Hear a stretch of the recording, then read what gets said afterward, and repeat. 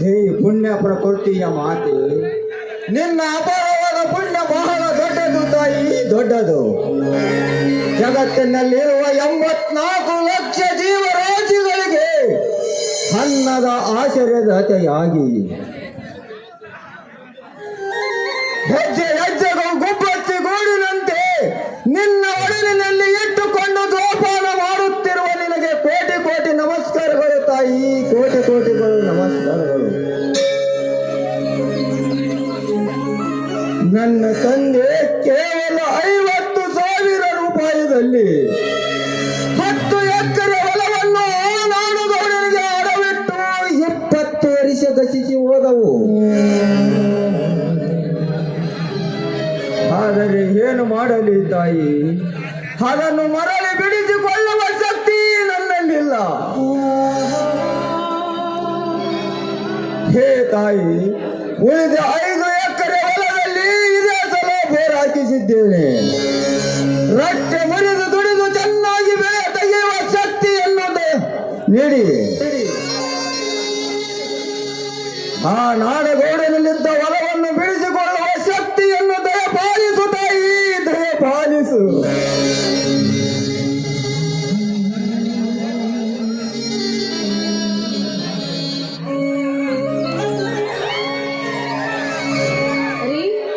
ಏನ್ರಿ, ಓ ಇಲ್ಲಿದ್ದೀರಾ? ಬನ್ರಿ. ನೋಡಿ, ಈ ಬಿಸಿಲಲ್ಲಿ ರಂಟೆ ಹೊಡೆದು ತುಂಬಾನೇ ದಣಿವಾಗಿರಬೇಕು ನೀವು. ಸ್ವಲ್ಪ ಹೊತ್ತು ಆ ಗಿಡದ ನೆರಳಲ್ಲಿ ಕುಳಿತುಕೊಂಡು ಊಟ ಮಾಡಿ ವಿಶ್ರಾಂತಿ ತೆಗೆದುಕೊಳ್ಳಿ. ಬನ್ನಿ ಸ್ವಾಮಿ. ಗಿರಿಜಾ, ರೈತನ ಮಕ್ಕಳಿಗೆ ವಿಶ್ರಾಂತಿ ಎಂಬ ಪದ ಕನಸಿನ ಮಾತು. ಭೂಮಿಯಲ್ಲಿ ಮೈ ಬೆಚ್ಚಸಿದ ದುಡಿದರೆ ಫಲ, ದುಡಿಲಾರದೆ ಸೋಮಾರಿಯಂತೆ ಸ್ವಲ್ಪ ಮುಖ ಹೊತ್ತುಕೊಂಡು ಊರಿನಲ್ಲಿರುವ ಅಗಸಿಯ ಕಟ್ಟೆ ಮೇಲೆ ಕುಳಿತುಕೊಂಡು ಹುಲ್ಲಿನ ಪುರಾಣ ಓದಿದರೆ ತಿನ್ನುವ ತುತ್ತು ಅನ್ನಕ್ಕೂ ಮತ್ತೊಬ್ಬರ ಹತ್ತಿರ ಕೈ ಚಾಚಬೇಕಾಗುತ್ತದೆ. ಗಿರಿಜಾ, ಕೈ ಚಾಚಬೇಕಾಗುತ್ತದೆ. ಸ್ವಾಮಿ, ದುಡಿಮೆಯೇ ದುಡ್ಡಿನ ತಾಯಿ ಅಲ್ಲವೇನ್ರಿ? ಕೈ ಕೆಸರಾದರೆ ಬಾಯಿ ಮೊಸರು ಎನ್ನುವ ಬಸವಣ್ಣನವರ ಅಮೃತವಾಣಿ ಕೇಳಿಲ್ಲವೇ ನೀವು? ಭೂತಾಯಿಯ ಮಗನಾಗಿ ಮಣ್ಣಲ್ಲಿ ಮಣ್ಣಾಗಿ ದುಡಿದಾಲೆ ಮಾತ್ರ ಕಣ್ರಿ ಮಣ್ಣಿನ ಮಗನು ರೈತನ ಮಗನಾಗಲು ಸಾಧ್ಯ ಕಣ್ರಿ. ಗಿರಿಜಾ, ಸ್ವಾಮಿ, ರೈತನ ಮಗನಾಗಿ ಜನಿಸಿ ಬಂದ ಮೇಲೆ ಹೊಲದಲ್ಲಿ ಹಗಲು ರಾತ್ರಿ ದುಡಿದು ಅರಸನಾಗಿ ಉಂಡು ಮತ್ತೊಬ್ಬರಿಗೆ ಅನ್ನ ಹಾಕುವ ಕಾಯಕ ಯೋಗ್ಯವಾಗುವಿನ ರೈತನ ಮಗನಾಗಿ ದೊಡ್ಡವರ ಬೆನ್ನು ಕಾಯುವ ನಾಯಿಯಾಗಿ ತಿರುಗಬಾರದು. ಗಿರಿಜಾ, ನಾಯಿಯಾಗಿ ತಿರುಗಬಾರದು. ನಿಜ ಸ್ವಾಮಿ, ನಿಜ. ಆದರೆ ರೈತರ ಮಕ್ಕಳಿಗೆ ಸಾಕಷ್ಟು ಭೂಮಿ ಇದ್ದರೂ ಸಹ ವ್ಯವಸಾಯ ಮಾಡದೆ ಸೋಂಬೇರಿಗಳಾಗಿ ರಾಜಕಾರಣಿಗಳ ಹಿಂದೆ, ಶ್ರೀಮಂತರ ಹಿಂದೆ ಕುಡಿತದ ಚಟಕ್ಕೆ ಮಾರು ಹೋಗಿ ಸೋಂಬೇರಿಗಳಾಗಿದ್ದರಲ್ಲೆನ್ನುವುದೇ ನನಗೆ ತುಂಬಾ ಬೇಸರವಾಗ್ತಿದೆ ಕಣ್ರಿ. ಗಿರಿಜಾ, ಅಂತ ಸೋಮಾರಿ ರೈತನ ಮಕ್ಕಳೆಂದರೆ ಇವತ್ತು ರೈತನ ಬಾಳ ಹಣ ಕೊತ್ತಿನಲ್ಲಿ ಅಡಿಕೆ ಸಿಕ್ಕಂತೆ ಸಿಕ್ಕಾಕಿಕೊಂಡು ಮೈ ತುಂಬ ಸಾಲ ಮಾಡಿಕೊಂಡು ಎದ್ದ ಜೇನು ಹೊಲವನ್ನು ಮತ್ತೊಬ್ಬರಿಗೆ ಅಡವಿಟ್ಟು ಗೋಯಕೋ ಇಲ್ಲ ಕೇರಳಕ್ಕೋ ಅಲೆ ಮಾಡಿ ಜೀವನ ಕಳೆಯಲು ಹೋಗ್ತಾ ಇದ್ದರೆ ನಮ್ಮ ಈ ರೈತ ಜನಾಂಗ. ಇರಲಿ ಗಿರಿಜಾ, ಇವತ್ತು ಗೌತಮ್ ಬೆಂಗಳೂರಿನಿಂದ ಬರ್ತಾ ಇದ್ದಾನೆ. ನೀನು ಸ್ವಲ್ಪ ಬೇಗನೆ ಮನೆಗೆ ಹೋಗು ಚಿನ್ನ. ರೀ, ಮಾತ್ ಸಾಕು. ಬನ್ನಿ, ಮೊದಲು ನೀವು ಊಟ ಮಾಡಿ. ನಾನು ಅಷ್ಟೊಳಗೆ ಎತ್ತುಗಳಿಗೆ ಮೇವಾಗಿ. ಗಿರಿಜಾ, ಎತ್ತುಗಳ ಮೇಲೆ ಎಷ್ಟೊಂದು ಪ್ರೀತಿ ಹಾಕ್ತಾರೆ ಚಿನ್ನ ನಿನಗೆ. ರೀ, ಇದೇನು ಹೇಳ್ತಾ ಇದ್ರೆ ಕಣ್ರಿ ನೀವು?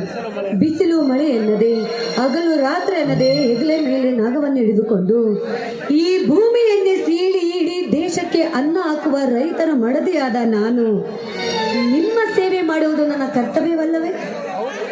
ಹೌದು ಕಣೆ ಗಿರಿಜಾ, ಎತ್ತುಗಳ ಮೇಲೆ ಎಷ್ಟೊಂದು ಪ್ರೀತಿ ಅಕ್ಕರೆ ಇದೆ ಚಿನ್ನ ನಿನಗೆ.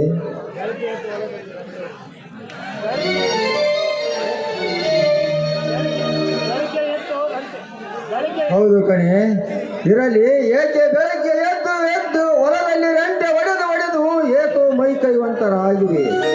ಆ ನೋವು ಕಡಿಮೆ ಮಾಡಲು ಔಷಧಿ ಏನಾದರೂ ನಿನ್ನ ಹತ್ತಿರ ಇದೆಯಾ ಜಾಣೆ? ಏನ್ರಿ ಏನ್ ಮಾತಾಡ್ತಿದ್ರೆ ನೀವು? ನಾನು ನಿಮಗೆ ಔಷಧಿ ಕೊಡಬೇಕು? ಅಯ್ಯೋ, ನಿಮಗೆ ಔಷಧಿ ಕೊಡಲು ನಾನೇನು ಡಾಕ್ಟರ್ ಅಲ್ಲ, ಪಕ್ಕ ರೈತನ ಹೆಂಡತಿ ನಾನು. ಹೇ ಹುಚ್ಚಿ, ಆ ಡಾಕ್ಟರ್ ಕೊಡುವ ಔಷಧಿ ಯಾರಿಗೆ ಬೇಕು? ಸಿಹಿ ಜೇನಿಗಿಂತ ಸಿಹಿಯಾದ ನಿನ್ನ ತುಟಿಗಳಿಂದ ಅಯ್ಯೋ, ಒಂದೇ ಒಂದು ಬಾರಿ ನೋವಿದ್ದ ಮೆಟ್ಟಿಗೆ ಮುತ್ತು ಕೊಟ್ಟರೆ ನೋವಲ್ಲ ಮಂಗ ಮಾಯ ಗಿರಿಜಾ, ಮಂಗ ಮಾಯ. ರೀ, ಇದೇನ್ರಿ ಇದು? ನೋಡಿ, ಮುತ್ತು ಗಿತ್ತೆಲ್ಲ ಏನಿದ್ರು ಮನೆಯಲ್ಲಿ ಇಲ್ಲಲ್ಲ, ಮನೆಗೆ ಬನ್ನಿ, ನೀವು ಹೇಳದಷ್ಟೇ ಮುತ್ತು ಕೊಡ್ತೀನಂತ. ಗಿರಿಜಾ, ಇಲ್ಲಿ ಕೊಟ್ಟರೆ ನಿಮ್ಮಪ್ಪನ ಗಂಟೆನಾದರೂ ಹೋಗುತ್ತಾ? ಇಲ್ಲಿ ಕೊಟ್ರೆ ನಮ್ಮಪ್ಪನ ಗಂಟು ಹೋಗಲ್ಲ, ನಿಮ್ಮಪ್ಪನ ಗಂಟು ಹೋಗಲ್ಲ. ಆದ್ರೆ ಸುತ್ತಮುತ್ತ ರೈತರಿರೋರಲ್ಲವೇ, ಸ್ವಲ್ಪ ನಾಚಿಕೆ ಕಣ್ರಿ. ಗಿರಿಜಾ, ನಾಚಿಕೆ ಎಂಬ ಪದವನ್ನು ನೆಲೆಯಿಟ್ಟು ಲಿಕ್ಕಿನಿಂದ ಓಡುತ್ತಾ ಬಂದು ನನ್ನನ್ನು ಒಪ್ಪಿಕೋಬಾರದೇ ಚಿನ್ನ. ನನ್ನ ಮಾತು ನೀವೆಲ್ಲ ಕೇಳ್ತೀರಾ? ಆಗ್ಲಿ ಕಣ್ರಿ, ಹಾಗಾದರೆ- ಸೇವೆ ಮಾಡುವುದು ಸತಿಯಾದ ಏನ ಧರ್ಮವಲ್ಲವೇ? ನಿನ್ನ ಆಸೆಯನ್ನು ನಾನು ಪೂರೈಸುವೆ. ಹಾಗಾದರೆ ಒಳೆ ತುಂಬಿಸು ಮಧುರ ಕಂಠದಿಂದ.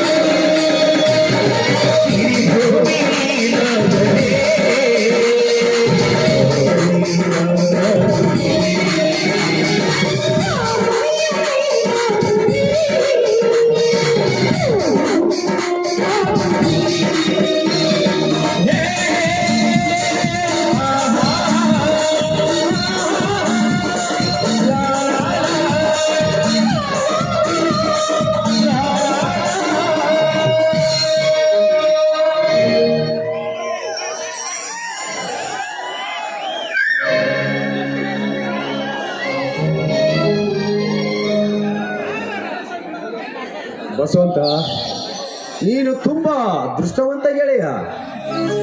ಬಾ ಸಿಂಧೂರ ಹುಲಿರಾಯ.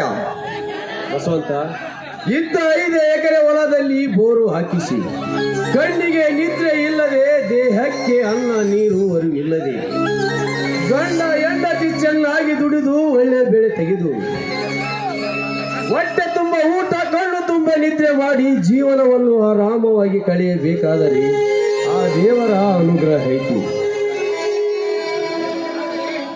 ಆದರೆ ಸರ್ಕಾರ ಕೊಟ್ಟ ಕಾರ ಭೂಮಿಯನ್ನು ನನ್ನ ತಂದೆಯನ್ನು ಎದರಿಸಿ ಬೆದರಿಸಿ ಮೋಸದಿಂದ ಬಳಸಿಕೊಂಡು ಈ ಹಳ್ಳಿಯಲ್ಲಿ ರಾಜರೋಷವಾಗಿ ಮೆರೆಯುತ್ತಿರುವನಲ್ಲ ಈ ಊರ ದಳಪತಿ.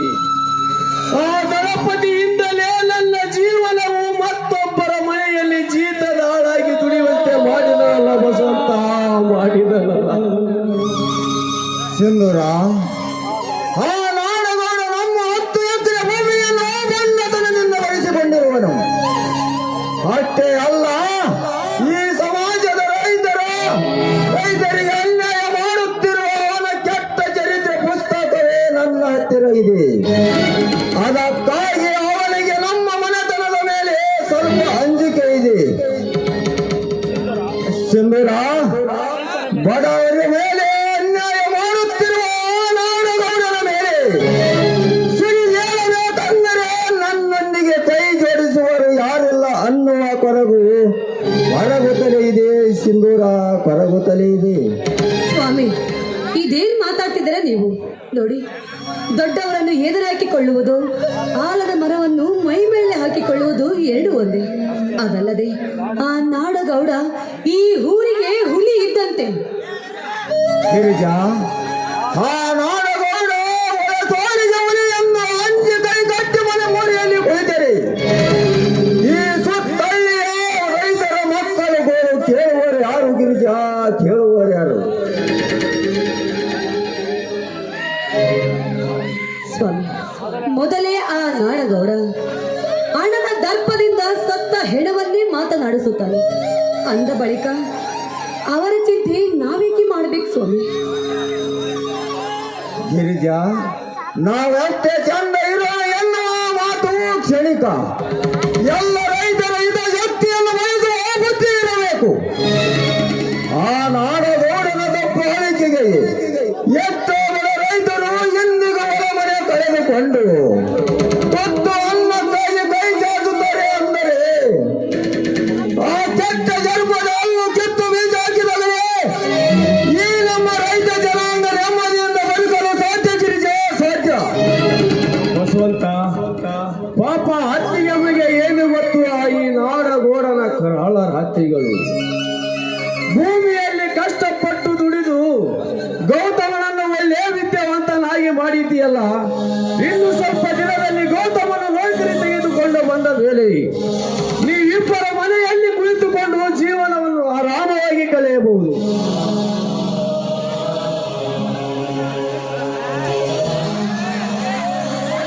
ಅಣ್ಣ, ಅತ್ತಿಗೆ, ನೀವು ಮನೇಲಿ ಇಲ್ಲದ ನೋಡಿ ಸೀದಾ ಹೊಲಕ್ಕೆ ಬಂದೆ.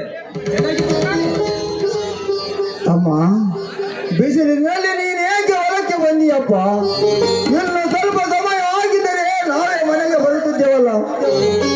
ಮೈದುನ, ನೋಡು, ಈ ಬಿಸಿಲಿನಲ್ಲಿ ಬಂದಿದ್ದಕ್ಕೆ ಎಷ್ಟೊಂದು ಬೇವುತ್ತಿದೆಯಲ್ಲಪ್ಪ ನೀನು.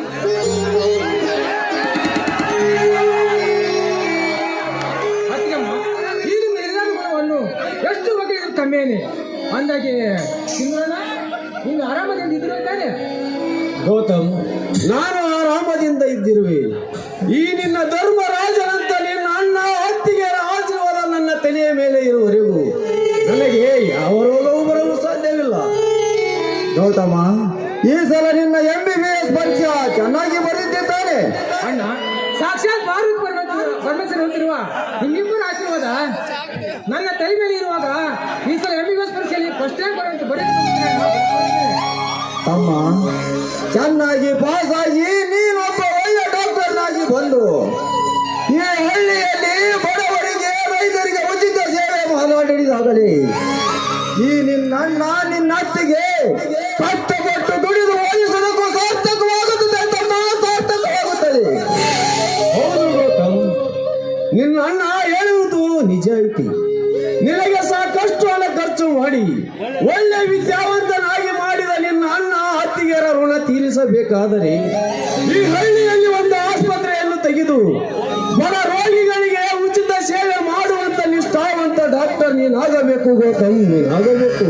ಆಯ್ತು ಸುಂದರಣ್ಣ, ನಿಮಗೆ ಸಾಕಷ್ಟು ಹೊಲ ಮನೆ ಇದ್ದರು ಏನು ಇಲ್ಲದವರಂತೆ ಅನಾಥನಂತೆ ಆ ದೇಶ ಮನೆಯಲ್ಲಿ ಜೀತದಾಳಕ್ಕೆ ದುಡಿತೀವಲ್ಲ, ಅದಕ್ಕೆ ಶಾಲೆ ಎಂದು ನಾನು ತಿಳ್ಕೊಳ್ಬಂದೆ. ಹೌದಲ್ಲ, ಚಂದ್ರನ ಅರನೆರಬಿನ ವಿದ್ಯೆಯನ್ನು ಬಿಚ್ಚಿಸಿ ಅವನ ಮನಸ್ಸಿಗೆ ಮತ್ತೊಟ್ಟು ನೋವುಂಟು ಮಾಡಬೇಡ. ತಿಳಿಯಿತೆ? ಇರಲಿ ಬಿಡು ಬಸವಂತ. ಗೌತಮ್, ನಾನು ಈ ಸ್ಥಿತಿಗೆ ಬರಲು ಕಾರಣವೇರೆಂದು ಹೇಳುತ್ತೀನಿ, ಕೇಳು. ಈ ಹಳ್ಳಿಯಲ್ಲಿ ಅಧರ್ಮದ ಹಾದಿ ತಪ್ಪಿ ಕರ್ಮದ ಒಪ್ಪರಿಗೆಯನ್ನು ಏರಿ ಗಂಡತನದಿಂದ ಪರಿವಾರ ಕೊಚ್ಚಿಕೊಳ್ಳುತ್ತಾನಲ್ಲ, ಓ ನನ್ನ ಮಗ ನಾಡಗೋಡ. ಆ ನಾಡಗೋಡನಿಂದಲೇ ನನ್ನ ದೇವರಂತ ನನ್ನ ತಂದೆಯವರು. ಅವನ ಕೈ ಕೆಳಗೆ ಲೇಖಾದ ಕೆಲಸ ಮಾಡುವಾಗ ನನ್ನ ತಂದೆಯನ್ನು ಎದುರಿಸಿ ಬೆದರಿಸಿ ಕೋಟ್ ರುಜು ಮಾಡಿಕೊಂಡು ರಂಗು ಲಗಾಮಿಲ್ಲದೆ ಬಿಸಿಲು ಕುರಿಯನ್ನು ಹೇರಿ ಈ ಹಳ್ಳಿಯಲ್ಲಿ ಅಸೂರನಾಗಿ ಮೆರೆಯುತ್ತಿರಲ್ಲ, ಅವನಿಂದಲೇ ನನಗೆ ಈ ಸ್ಥಿತಿ ಬಂದಿರುವುದು ಗೌತಮ, ಬಂದಿರುವುದು. ಸುಂದರಣ್ಣ, ಅಳೆಬೇಡ, ನಾವೆಲ್ಲರೂ ನಿಮ್ಮೊಂದಿಗೆ ಇದ್ದೇವೆ. ಸಿಂಧೂರ, ಇನ್ನು ಕಾಲಚಕ್ರ ತಿರುಗುತ್ತಲೇ ಇರುತ್ತದೆ. ಇಲ್ಲಿ ಯಾವುದು ತಿರುಗಲ್ಲ. ನೀ ದೊಡ್ಡ ಜಲದ ಬಲದ ರೇಖೆ ನಿನ್ನ ಬೆನ್ನೇರಿ ಬರುತ್ತಿದೆ ಎನ್ನುವ ನಂಬಿಕೆ ನನಗಿದೆ. ನಾನು ನಿನ್ನೊಂದಿಗೆ ಇದ್ದೇನೆ. ಯಾವುದಕ್ಕೂ ಹೆದರಬೇಡ, ಯಾರಿಗೂ ಬೆನ್ನು ಕೊಡಬೇಡ. ಧೈರ್ಯವೇ ಸರ್ವಸ್ವ ಸಾಧನಂ.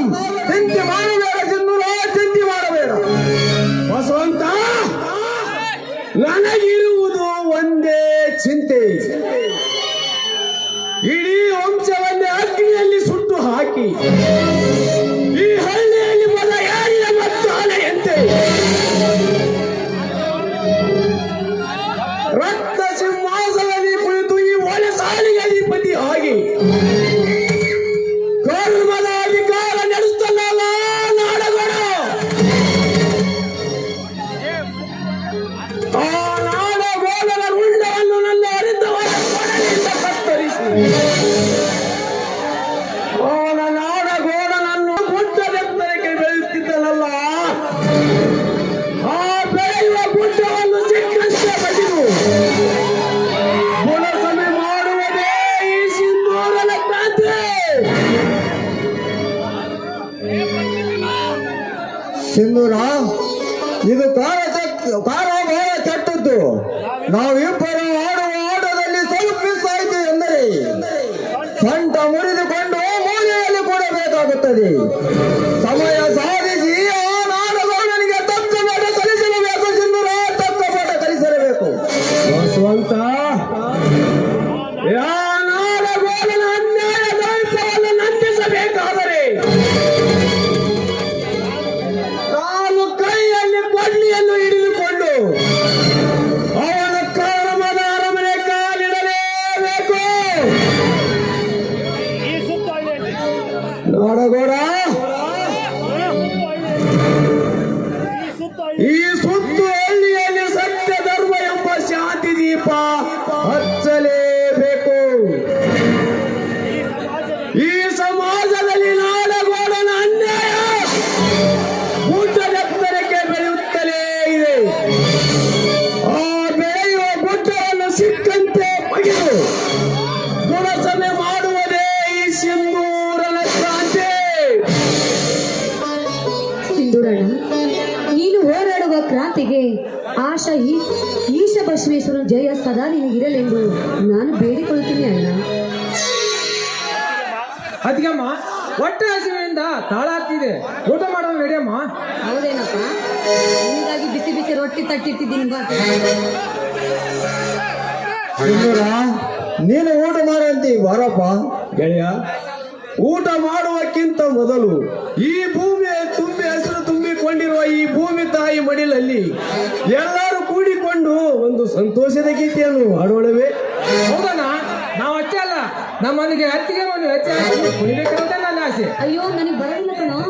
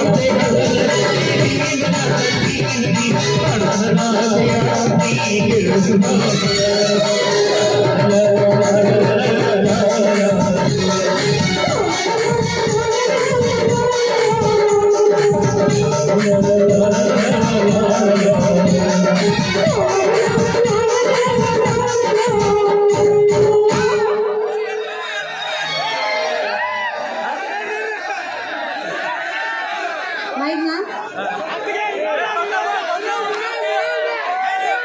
ಬಾರೆ. ಅಲ್ಲ ನೀನು ಇಲ್ಲಿ ಇಷ್ಟು ನಾಚ್ಕೊಂಡ್ರೆ ಮದುವೆ ಮಾಡ್ಕೊಟ್ರೆ ಹೇಳ್ತಿ ಮುಂದೆ ಹೆಂಗ ನಿನ್ ಗತಿ? ಆ ನೀವು ಆ ಮದುವೆ ಮಾಡಿ ಮನ್ಯಾಗ ತೆಂಗಿನ ಹಿಡ್ಕೋಬೇಕಂತ ತಿಳ್ಕೊಂಡಿದ್ದೀವಿ. ಹಾ ಮತ್ತೆ ಎಲ್ಲ ಕೆಲಸ ನಾನೇ ಮಾಡ್ಬೇಕಲ್ಲ.